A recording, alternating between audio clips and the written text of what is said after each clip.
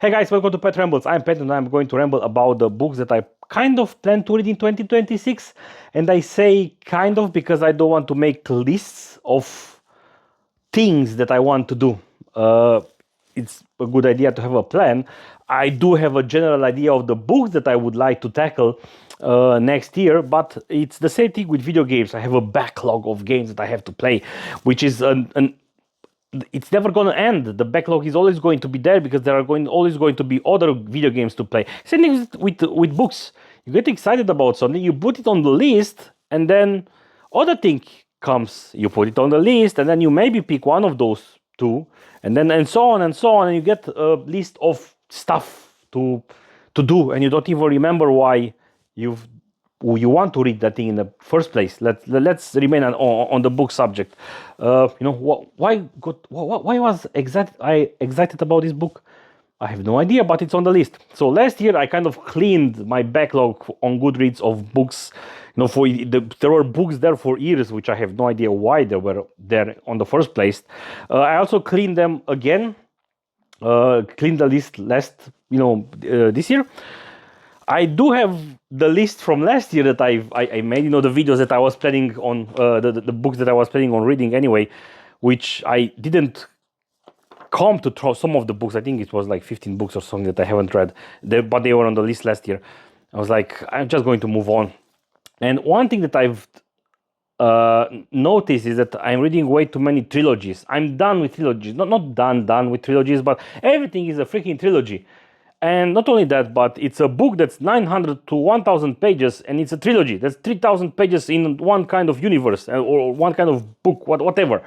I want to expand my horizon, so it was the same thing like last year. I want to read things that are out of my comfort zone, and I'm going to do that also this year by reading fiction and non-fiction and so on. But as I've said, everything is a freaking trilogy in fantasy books, and I don't want to tackle this. Like I'm tired. I just want short form something and have a story in 300 or something pages. There are a lot of popular books who manage to do a lot in 300 and something pages.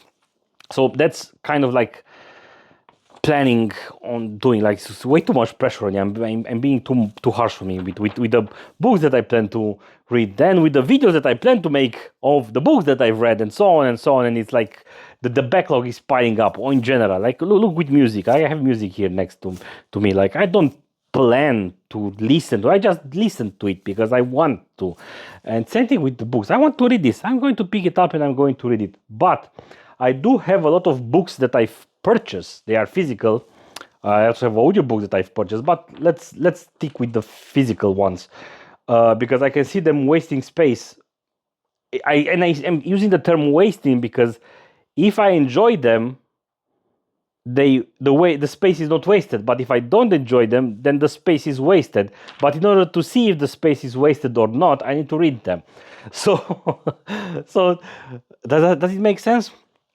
So let's start easily with fantasy and science fiction. I do plan to continue reading Discworld. You can see some of them, the hardcovers behind me here, and I do read them on the e-reader with listening to the audiobook at the same time. But I'm collecting the Discworlds. The thing is that it was so hard to make videos about Discworld, and I got frustrated. To a point, I was like, let's make a video about it. So I made a video about how hard it is to make videos about Discworld, because the books are very enjoyable. The books are very funny. They do have substrate there, like there are more depth to them than just being funny, like social commentary and so on, which I pick up and I want to speak about them. And then it becomes this thing where I feel that I need to be much more thorough, if it makes sense. I was like, I just need to stop overthinking. I just need to read the book, make the video, move on. Because with Discworld, I'm pretty confident that in 10 years, I will reread them again and I will still have a lot of fun, and I will find up things that I haven't picked up on the first read. And then I can just make a video where I can be thorough 10 years from now or something like that. Because it's way too frustrating, to be honest. But yeah, Discworld, I've read I mean, I'm not going to say what I've read because I made the video about the books that I've read last year, but I've started with the City Watch series. That was my plan. So I'm going to go with Jingo, The Fifth Elephant, and so on. But I'm only going to start Discworld again once I make the video about the books that I've already read, which is like 6 or 7 Discworld books that I need to catch up that I've read last year, I believe. So yeah, Discworld, that's not a trilogy. There are like 41 books. I will go through them. Then Dungeon Crawler Car 6 and 7. You can see the hardcovers behind me here and here.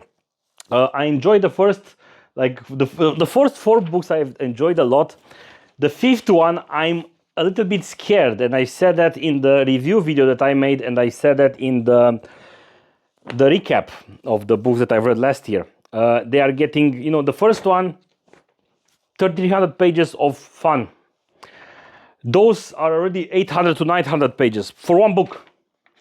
How much? This is what I said. It's like how many things do you have to say? Why do you have to say so many words?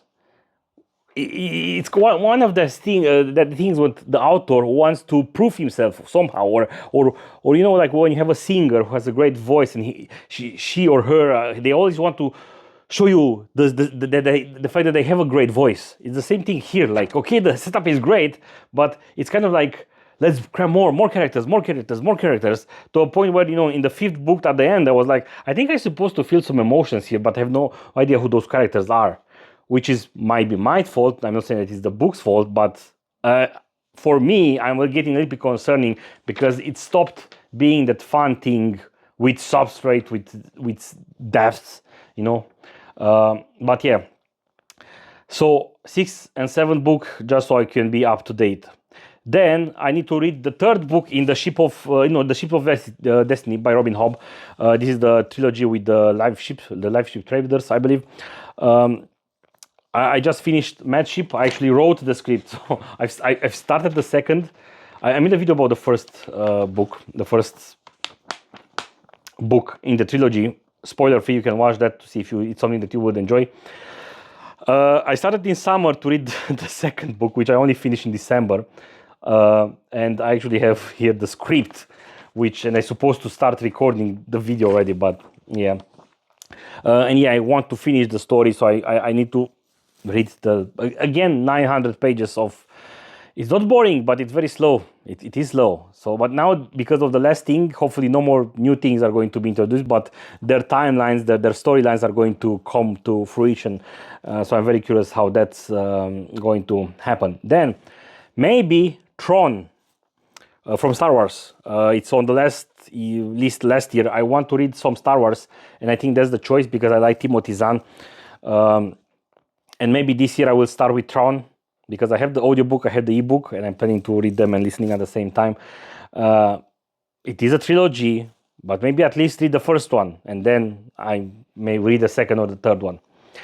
Then I'm starting to worry about this Black Box of Doom. It's a book that came out when I'm watching TikTok. This guy, the author Jason P something, keeps coming up with his commentary about various things, and I like how the way he's talking. And what drew my attention was his avatar. The book cover is very interesting. I was like, oh, and I think at some point I saw that he's spoken about his book, and I was like, oh, it kind of went in my backlog in the brain. I was like, okay, this is an interesting setting. I don't know anything about this author. Generally, I don't put accents on authors. I was like, let's put this on the list and maybe go through it, and because it is an interesting setting. It's a bit of I'm not sure how to say. It is a bit of satire. It's a bit of fiction, no non-fiction. It's a bit of fantasy or science fiction or something. It's a couple of things that I want to challenge myself to read it. Then Harry Potter and the Goblet of Fire. I got it's not Mina Linema because they don't do those edition anymore. This was done by Carl James Montfort, something like that.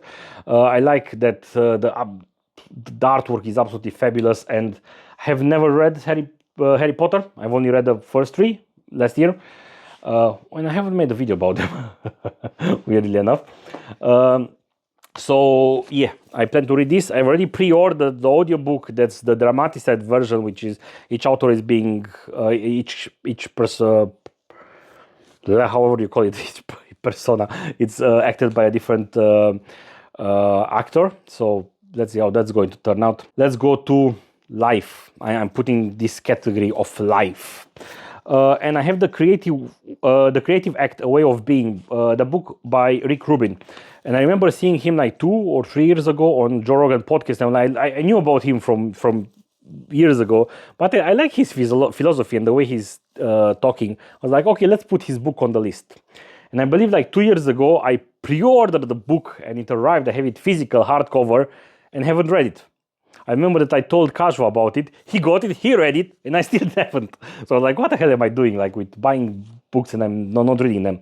On the same account, I have Your Head is a Houseboat, A Chaotic Guide to Mental Clarity. I like this guy, forgot his name, Campbell something. Strauss, something like that. He has a very interesting way to draw things.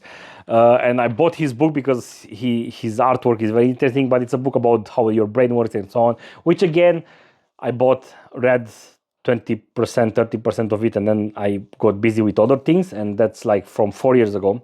So I plan to read that. Then I wrote here poetry. Charles Bukowski, and I also have Robert Frost, and I have the other thing that I forgot, the other guy that I forgot. I spoke about them a little bit in the books that I've read last year.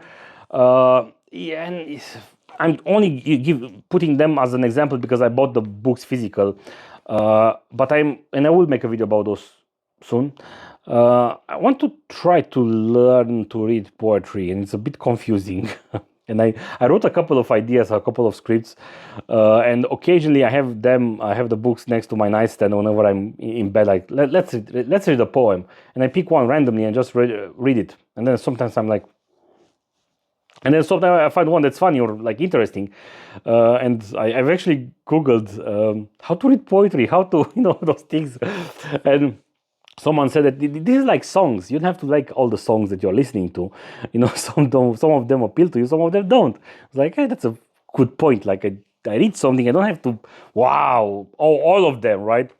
So, but again, it's kind of like this thing where I'm being too harsh on myself trying to understand things. But this something that happens with poetry in general, because we've been told, like in school, for once we memorize poetry, because I guess that to some degree that's a way for us to train our muscle memory, right? To learn to memorize things, but at the same time it's also like putting a strain of you enjoying something because you have to memorize it, and at the same time you're always like, what does the author want to say about this? Everything has to have a meaning behind it. So yeah. Fiction and non-fiction. I have 3 Men in a Boat. It was recommended by, forgot whom, because it says it's like funny, or because I enjoyed Terry Pratchett. Someone said like to try to read 3 Men in a Boat, and it's on the list. It's pretty high up on my. I want to read this now, so I might actually start with this one soon. I'm curious to see like how it was also written in the 1910 or something. In Cold Blood by Truman Capote. Again, with this idea of reading something that's out of my comfort zone, it's proper fiction, not fiction, like because it's based on real facts, right? And he went there to do research and so on. I was like, I'm curious, like, let's try something new. And then I also put here The Institute by Stephen King. And it doesn't have to be The Institute, maybe something by Stephen King to read some kind of horror or some kind of thriller or something like that. Something that's maybe not too thick. Again, everything is 500 pages. I think In Cold Blood is like 300 pages, something like that. It's like everything, like, I want to have an enjoyable experience in 300 pages. Move to the next thing, like learn something, have an insight, and then move to something else than 3,000 pages of like I read The Way of Kings last year, but I don't think I'm going to read those other anytime soon. And I think here you can see The Eye of the World, by Robert Jordan, The Wheel of Time, the series. I wanted to make a video about those, and I will maybe. Anyway, I have a lot of ideas, and I'm not really recording. Then I think this year might be the comic book and manga thing, because I miss looking at artwork, and there is a thing with like I've read We 3, and I finished it, and a lot of people say it's like 5 stars out of 5. I give it 3 stars out of 5, I believe, and I should make a video about it. And I think it's because I'm not used on, like, everything has to have like a proper structure on the things that but because it's pretty short and it's comic book form, it doesn't have time to do that. So you start reading and then it's over. And I was like, I was just getting into this and now it's over. What kind of impact is it, and I kind of want to see how this type of short stories, and I've read Wreck-It Ralph, Rufus. Beat It Rufus. Sorry, I will make a video about that because it's a really funny comic book. It's interesting on how with art and this kind of short story that you can get a lot of insights in general. So this is why I'm kind of like, and I also have like a lot of comic books that I've purchased and they are just sitting on the shelf. Like, for example, Saga. I've read the first number, but then I decided to buy the packs that are coming in like thicker, hardcover. And I got the first one like 3 years ago. I haven't read it. The First Cat in Space and the Baby Pirate's Revenge. I just finished that actually reading, and I should make a video about the First Cat in Space because they're pretty funny. It's for children kind of, but sometimes it's nice to have something lightheaded and look at the colorful things. Takopi's Original Sin. I'm actually reading this right now. Interesting. Pluto. I got all of them last year, 7, I believe, or 8. And I did that because I've read the first one. It was like, wow, really got into this. The second one and the third one, they were like also pretty good, but I kind of stopped with the story to the point where I kind of forgot the number 1, number 2, and number 3. Like I have no idea what happened there. I kind of have a broader idea, but I'm not that invested into the story. So this is why I mean that with trilogies and things that are long, it's like you forgot what was on the first thing. I'm not that worried with Robin Hood because the book itself is very slow paced and I kind of remember the main timelines, the main storylines of it, so I'm not worried because of the slow pace. But it's not expecting you to have like some kind of emotional connection about something that was introduced like some books ago. Like I'm kind of like having this vibe with Dungeon Crawler Carl. There are seeds that have been planted in the books in the back, which is cool. But now that I took a little bit of a break, 3 months or something like that, I'm like, I kind of forgot about some of the things. And he did a pretty good job to remind you of some things in the book number 4, I believe. But again, I'm a bit scared. Lone Wolf and Cub 2 and 3. I read the first Lone Wolf and Cub last year, I believe, no, 2024. And I bought 2 and I bought 3 and I read a little bit of 2. But then again, they are sitting on the shelf. Need to go through them. Chew. I bought the first number and I enjoyed it a lot. I kind of liked the bizarre setting. And now I got the Omnibus. It's pretty big, very hard to read actually. Glossy paper with sheet. It's sheet. What's the fucking deal with... sorry for cursing if you guys are not used. Generally, I curse, but not in the videos. But sometimes I do have to, glossy paper on comic books. Absolutely horrendous.